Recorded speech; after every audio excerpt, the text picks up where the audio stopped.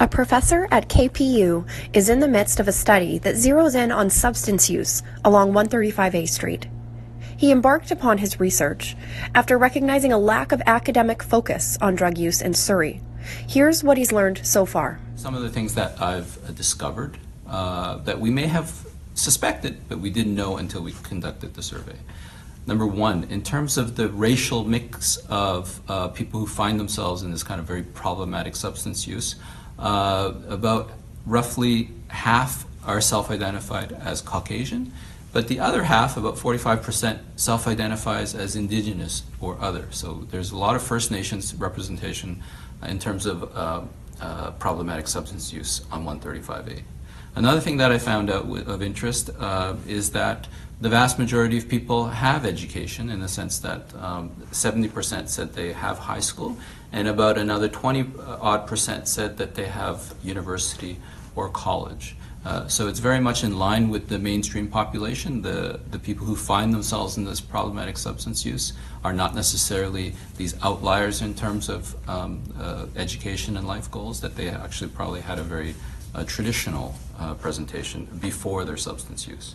And then third, I found also, and it should be no surprise, that 90% of the people who live on 135A are homeless.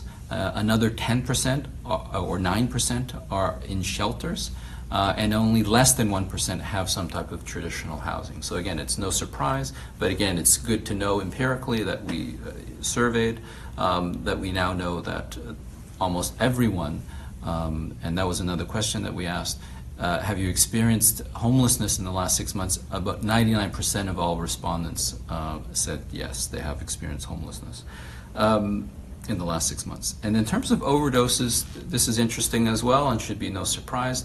Of our respondents, 80% of them said that they have overdosed, and the average times that they have overdosed is about 6 times. That's the median.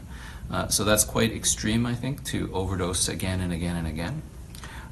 In terms of detox, in terms of solutions, the people who find themselves with problematic substance use who live homelessly on 135A in these tents also have sought treatment or detox. So about 60% of the people who live in those tents on 135A find themselves there after going through detox or treatment, not for lack of wanting. And again, in the survey, more than half said they wanted to go into detox or treatment but were unable. So that is a very sad statistic. Again, not surprising, but when you find it, if you will, supported by the evidence of a survey, it's quite sobering.